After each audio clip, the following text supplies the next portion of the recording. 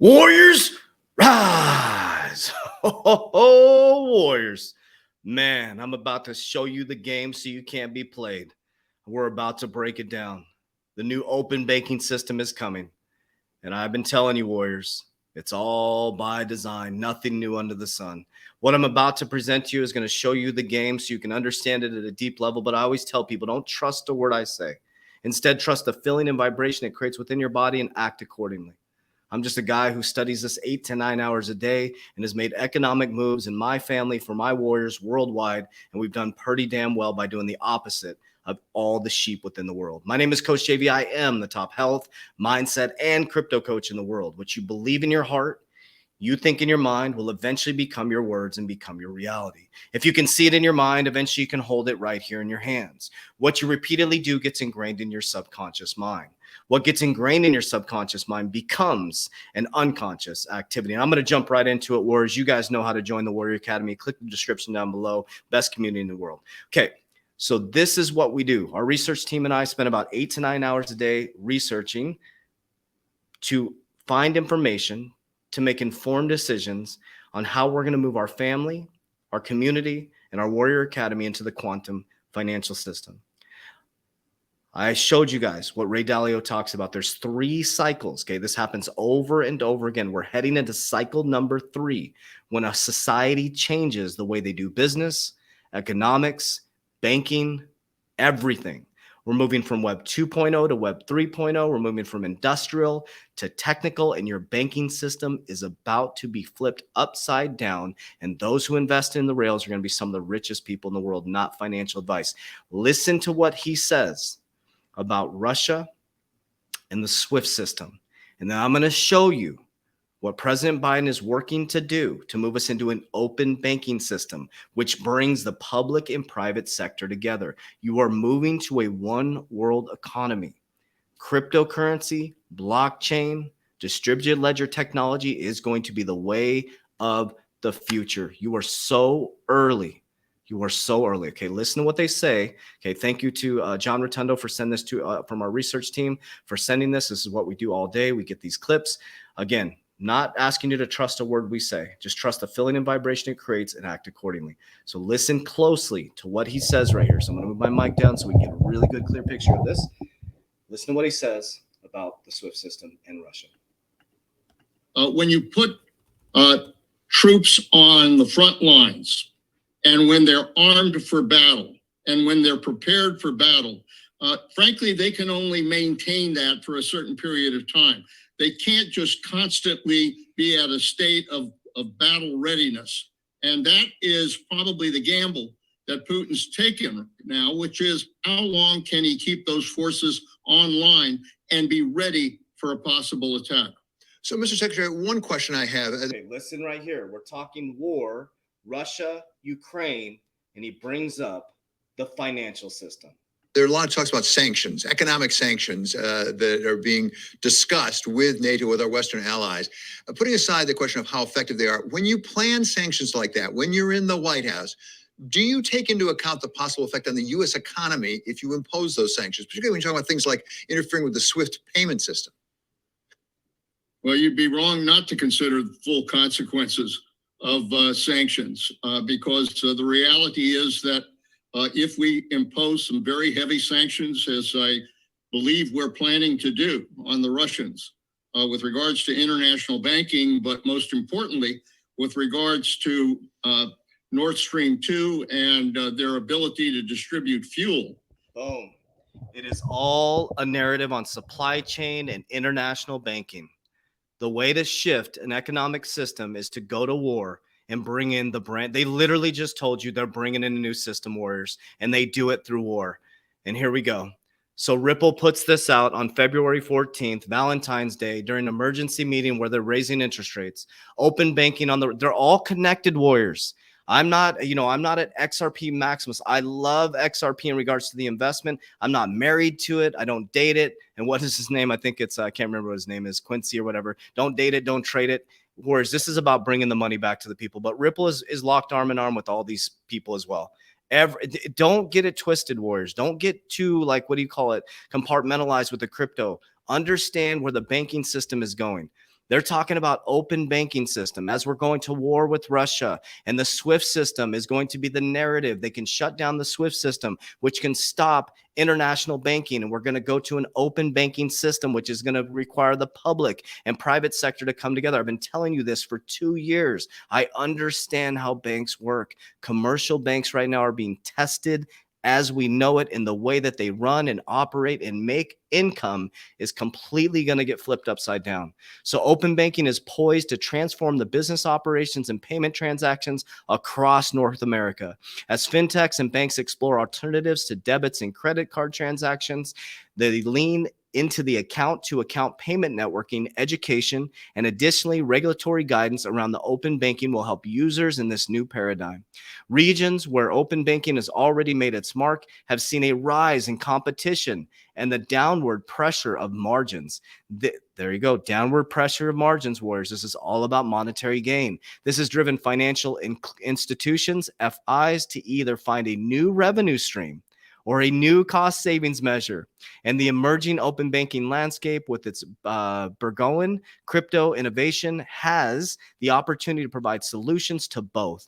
While the impacts it may have on banks and payment service providers must be considered, there is ample opportunity for consumers and the benefit for the economies in which they contribute. Okay. A premiere on open banking. The number of benefits to open banking, such as broadened revenue streams through new API-enabled products. If you see in my Business Insider article, I talked about the 3 ways a bank makes monies, and those are getting squeezed. They need new ways to increase revenue stream. Improve customer personalizations and satisfaction via increased touch points. Strengthen relevance for financial institutions by diversifying their clients' offering. Offering DeFi, warriors. The whole game is about to get shift. You can hear the intensity in my voice. The game is here. It's been a freaking pie in the sky conversation, and everything we're saying is coming true right now. And you got it right here. Russia, Ukraine, we're deploying to protect the NATO countries. Russia's going after it's all the narrative wars. It's the third cycle and the switch in an economic system. Okay. It says right here, the future is open. The U.S. turns to open banking. Open banking is a concept that describes banks and other financial institutions, such as credit unions, providing the right to customers to oversee their financial data, including the ability to access, share, and port data to third parties and various services. We went from taxis to Ubers. We went from hotels to Airbnbs. We went from going to a financial advisor that's in a nice, pretty suit with some shiny shoes to give them our money to invest, to Robinhood. Warriors, we're going to peer-to-peer banking, a one world economy. You're either going to be the person sitting on the train getting freaking manipulated, or you're going to be the person who invests in the rails that the train is running on and bringing the money back to the people and helping the people who were manipulated. Okay. Well, is this true, JV? Let's check this out. Biden says competition order to restore the heart of capitalism. President Joe Biden signs an order to expand the competition across the economy and crack down on monopolistic practices, describing a misguided 40-year experiment in letting U.S. corporations consolidate with a little regulation that he said has hurt ordinary Americans. This gentleman right here is saying it's hurt ordinary Americans. When Jerome Powell said that he's worried about the middle class, they are wiping out the middle class. What he's basically telling you right now is what's coming is a new world order. It is a one world economy. I'm telling you right now, warriors, a one world economy. You can read the executive order for yourself. This policy was put out by the President of the United States to get to an open, competitive environment, opening up the borders and allowing everybody to fairly compete against each other in their terms. Everything you read in these documents, think opposite. Okay? Think opposite as I read this.